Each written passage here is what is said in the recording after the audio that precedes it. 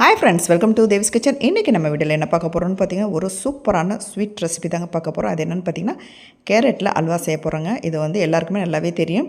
இது என்னுடைய மெத்தடில் நான் வந்து தை மாதம் 2வது வெள்ளிக்கிழமை அம்மனுக்கு பிரசாதமாக அதை செய்ய ஆரம்பிக்க போகிறேன்.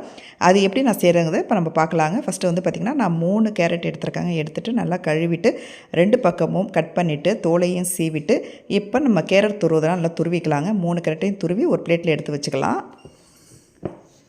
எடுத்து வச்சதுக்கப்புறம் நான்ஸ்டிக் கடாயில் வந்து 1 டேபிள் ஸ்பூன் நெய் சேர்த்துருக்கேங்க.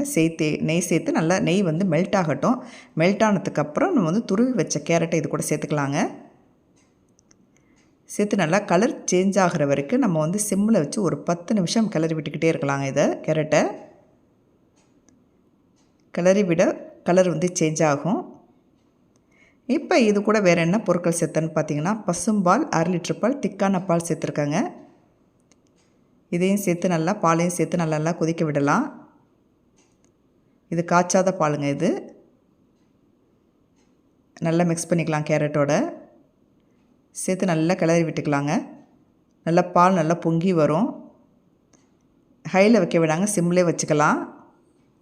இப்போ இந்த எல்லோ கலர் வந்துருச்சு பாருங்கள். இந்த கலர் வரணும். இப்போ வந்து பார்த்திங்கன்னா கேரட் வந்து நல்லா பால்லே நல்லா வெந்துருங்க. வெந்ததுக்கப்புறம் இது கூட வேறு என்ன பொருட்கள் சேர்த்தேன்னு பார்த்தீங்கன்னா, ஒரு 3 ஏலக்காய் சர்க்கரை சேர்த்து நல்லா அம்மியில் நைஸாக அரைச்சி அந்த பொடியை நான் வந்து கேரட்டோடு சேர்த்துக்கிட்டேங்க. நான் சர்க்கரை வச்சு அரைக்கும் போது தாங்க நைஸாக நமக்கு வந்து ஏலக்காய் பொடி கிடைக்கும். அதனால் வந்து இப்போ ஏலக்காய் பொடி 1 ஸ்பூன் சேர்த்துக்கிட்டு நல்லா அதை மிக்ஸ் பண்ணிக்கலாம். இது கூட 1 டேபிள் ஸ்பூன் நெய் சேர்த்துருக்காங்க.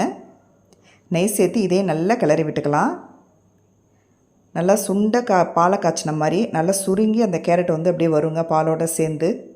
இப்போ இந்த கேரட்டோட வந்து பார்த்திங்கன்னா, நான் வந்து 1 கப் கேரட்டுக்கு நான் 1 கப் சர்க்கரை எடுத்துருக்கேங்க.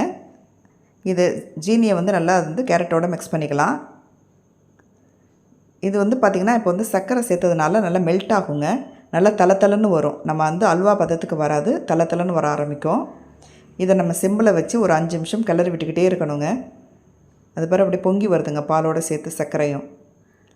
இது 5 நிமிஷம் கிட்ட அதுக்கப்புறம் வந்து பார்த்திங்கன்னா சூப்பராக அல்வா பதத்துக்கு வந்துருச்சு பார்த்திங்களா. இப்போ வந்து நெய்யில் வறுத்த முந்திரி பருப்பை நம்ம இதில் சேர்க்கும் போது பார்க்கவே அவ்வளோ சூப்பராக இருந்துச்சுங்க. அவ்வளோ டேஸ்ட்டாக இருந்துச்சு. இந்த வறுத்த முந்திரி பருப்போடு சேர்த்து சாப்பிடும்போது அவ்வளோ நல்லா இருந்துச்சு. இன்றைக்கி வெள்ளிக்கிழமை அம்மனுக்கு பிரசாதமாக இதை வச்சு நாங்கள் எல்லோரும் சாமி கும்பிட்டோங்க. தை வெள்ளிக்கிழமை நல்லபடியாக சாமி கும்பிட்டதுக்கப்புறம் அந்த பிரசாதத்தை எடுத்து நாங்கள் வீட்டில் உள்ளவங்க எல்லாருமே சாப்பிட்டோம். ரொம்ப ஹாப்பியாக இருந்துச்சு. ஓகே ஃப்ரெண்ட்ஸ், இந்த மாதிரி நீங்களும் வீட்டில் ட்ரை பண்ணி பாருங்கள். இந்த வீடியோ பிடிச்சிருந்தா லைக் பண்ணிவிட்டு மறக்காமல் சப்ஸ்கிரைப் பண்ணுங்கள். இதே மெத்தடில் நம்ம வந்து நாட்டு சுரக்காலையும் அல்வா செய்யலாங்க. அதுவும் அருமையாக இருக்கும்.